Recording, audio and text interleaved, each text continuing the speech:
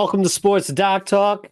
We have our orthopedic surgeon and sports medicine specialist with a Sunday night edition that's going to come out Monday because we were really excited to follow up on a show that we have done just last fall, talking about Nick Chubb as we conclude week 7 in the NFL. Can you believe that we're almost halfway through this NFL season? I felt like we just started talking about the NFL season, the upcoming NFL season, and here we are. Well, and you can see my logo's changed. Unfortunately, the Giants are so are Cleveland, but we're going to be starting. I can't represent right now, so we decided to put this up in honor of Nick Chubb. So this is the new Sports Doc Talk for the next year. We're going to keep trying to do logos. You're going to guess my logo is coming up for each show. Oh, maybe we should do that, right? What's the logo of the next show? Geez. We had this show last year, right? And we mentioned the Nick Chubb injury. I believe it was Sunday Night Football. I think it was Sunday Night Football. I forget while we were watching them, and it was just a nasty, nasty leg injury with the helmet to the knee and the leg moving in places that you just don't want to see it move. For those that didn't see the injury, I'm pretty sure you could find it on YouTube and everywhere else going back to that run. And we talked about it right away. And we're like, this is a tough one, right? With the damage to the medial collateral ligament, the medial capsule, and the meniscus. Before we update where he's at today, let's go back to that, that injury and kind of recap what that injury entails. Yeah, so I remember when we were talking about when the first show happened, it was just so nasty. And actually, Yes, I would tell you that this is lucky compared to what I thought it was, just because it looked like a full knee dislocation.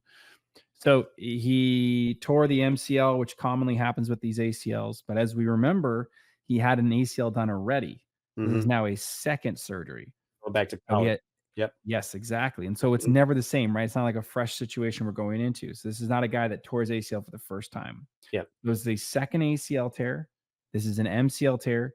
And what was not mentioned is the bone grafting, right? So he supposedly had some bone grafting done because the tunnels were not perfect. Like we had talked about this, he might need that. And then it turns out he ended up needing that. So he got his September surgery. He got his MCL fixed. He got his meniscus fixed. And that's what they did to obviously help out with some of the trauma, right? Because all the surgery at once might be traumatic. He got some bone grafting, and then basically September, October, November, 3 months, as soon as they could do it, they did the second surgery. They talked about using some smaller scopes to try to help with inflammation, and they gave him a new ACL. And they used some special screw options to try to help integrate the bone. And we can talk about the future of those at some point and maybe in a future show. Who knows? We don't want to hint too much on upcoming guests. But they use some biocomposite screws. So these are screws that turn into bone. And so the idea is that just leave no trace, right? Everything will be natural when he's done and hopefully give him the best option to recover. And also it fills any of those old tunnels of graft. So pretty bad injury, revision ACL, new MCL, our new MCL repair and meniscus repair. I mean, this is not ideal, but we have seen players come back from this. But 390 something days after the injury, we can pull that up. That's pretty impressive. And I mean, 11 carries, a touchdown, and 22 yards, not too shabby for an NFL player, especially coming back from injury this level. We're going to see this. We've talked about this, Will, with our other players that have gotten injured. The first day, the first week, the first month, it's not the same, right? It takes them a while to get back. And we've seen the return to sport data for different players, and running backs are not ideal, right? Quarterback's different, which is Dan Jones, which we can't really talk about too much anymore now. But for him, this is impressive that he's back out there doing what he loves to do. And big shout out to Dr. James Vuz, who is the team doctor for Cleveland, and one of my friends also, Jacob Kelsey, who probably was assisting or some part of that surgery as well. So, I know these guys, they're really good surgeons, and just to be able to get a guy back like this is awesome. And again, it's a team, right? We've talked about this way too many times. We'll have something coming up soon, maybe about Lonzo Ball, something about the recovery for other athletes. It's everything. Right? Everything matters. It's not the surgery is incredibly important. The techniques you use are incredibly important, but it's setting expectations. It's telling Nick Chubb 150 times that you're not going to go out there and run 200 yards and plow through everybody your first game. It's just not going to happen. Yeah, I'm curious, right? So obviously the injury was just, as you mentioned, it was really nasty, right? When we first saw it, and we decided to do the show, and we, in fact, we touched upon a couple on the other injuries. And I'll bring up an injury, going forward, that we talked about.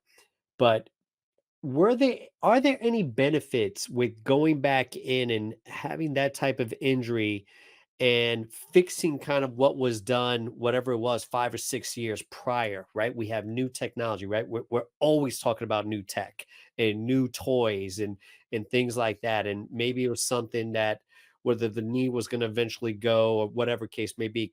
But is there any benefit to going back in, kind of redoing what was done, taking out the old, putting in the new, getting the knee maybe even stronger, right? We think about re-injuring, and when I hear re-injure, I go, you're weakening, you're re-weakening something.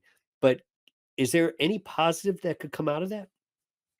So a lot. I mean, if you're concerned that there's going to be, remember the tunnels that we had before are no longer bone, right? They're tendon, so they never fill with bone again. So they can be windshield wipering. So if the tunnels are too big, or not perfect spots, or they've changed over time, you want to have that ACL at the exact spots, right? So it stops the knee from going forward.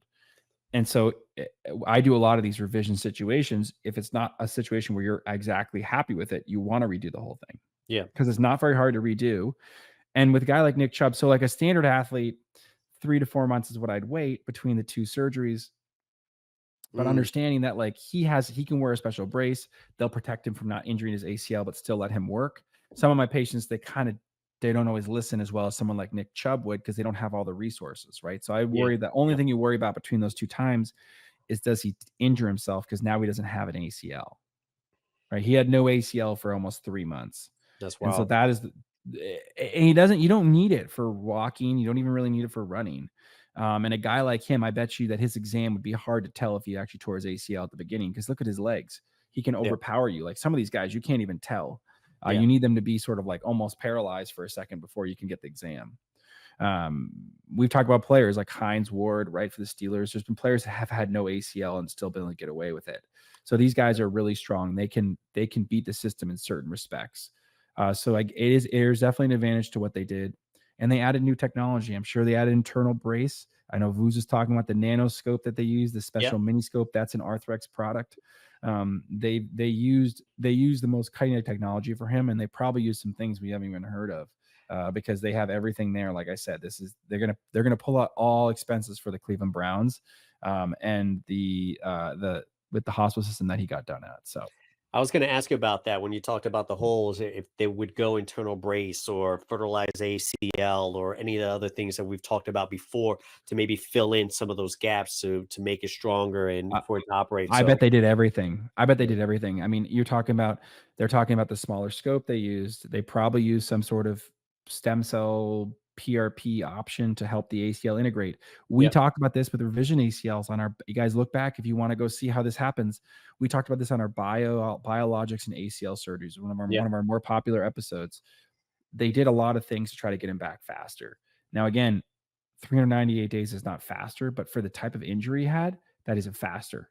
I, Trust me, I that is thought I faster. thought it could be his career, let alone Yeah, being back in this is 398 a days. this is a very I mean, 398 days is an average for some of these NFL players, Yeah, yeah. right? Who just getting He got regular he got ACLs. hurt. I believe it was week 2 of the 2023 season, and now we're in week 7 of the 2024 season, and he's out on the field. I mean, that is mind-boggling when you look at the type of injury that he had, the violent nature of the collision. This is not a knee that just kind of, buckled on his own. This was a man running into your knee and making it go in a direction that is not supposed to go, right? Just to kind of give context Yeah. to it. So, fast forwarding, what are your concerns going forward? He went out on the field, he got contact, he huddled, he got taken to the ground. So, what is this week looking like for him that you would if you had to guess, as far as his recovery afterwards, and then just kind of getting ready for each game as he goes forward for each season. If you're treating him as a doctor, knowing the type of injury and the type of sport, what are some of the key things that you're looking out for this upcoming season for Nick Chubb? I mean, the first thing I'm doing is just symmetrical strength and activity. I'm just making sure that after the game, he still looks like he's walking normally, he's active Mm, normally, right? Like yeah, making sure that he still stays symmetrical, right? His goal is like you got to work both sides. You're gonna try to shut down any inflammation. Knees gonna swell like heck. I'm sure his knee's swollen more than average right now because he just put it through a ringer that he hasn't been, as much as you practice what you do in the game's a totally different animal, gotcha. right? His adrenaline's gonna kick in. And then finally, you just want to make sure he recovers down. You get that swelling down as soon as possible. And then I think the last part, which I'm sure they're doing at the Browns, is a mental health coach. Like he's got to get Mm, in with the mental health coach, be like, how did that feel? Right? Like you had a yeah, devastating career-ending injury and you just played again. Like, how are you feeling? Like, do you feel good about this? Are you ready to go back for the next game? Did you have any hesitancy? Like going through a play-by-play virtual in his head, like how it went. That's what I would do. yeah, yeah. Um, so Yeah, and he was emotional leading up to the week. The fan base, cheered for him. His teammates came up to him afterwards when he scored and, gave him that, the pat on the butt and everything else. So I'm pretty sure, and I love that you brought that up, right? The mental aspect, because it looked like the teammates rallying around wasn't rallying around because of the injury, was rallying around with the person saying, okay, you did it, and him having kind of that expression of gratitude and maybe some relief. So it's really, I'm really glad that you brought that up. His teammate, unfortunately, Deshaun Watson, and this is why I kind of go back to our original show, because we talked about his shoulder displaced fracture in the glenoid, and I don't know, I'm out of my depths over here with some of these wording you're here. doing great. You're doing So great. we talked about the severity of that injury. I looked at the replay today, and we're doing a show on Sunday night.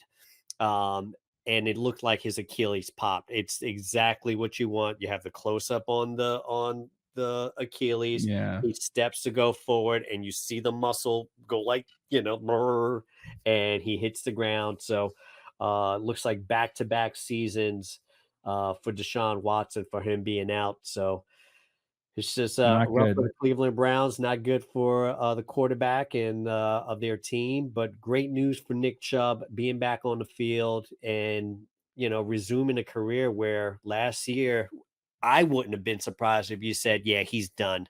That knee is just not going to cooperate on the level of being an NFL player. He can walk again, he'll do this, but to perform at that level and squat 600 pounds and run over 300-pound linemen, them days are over. So it's a great story. Any last thoughts before we wrap it up? Yeah, I mean, thanks, listeners. This obviously was kind of an important injury to talk about, just because it was so devastating. We had the previous episode and do some follow up on this. So hopefully they enjoyed this, learned a little bit more, and awesome job. Congratulations, Nick Chubb, for getting back. And we may have some more update injuries coming up soon. So thanks for listening. Take care, guys. Bye bye.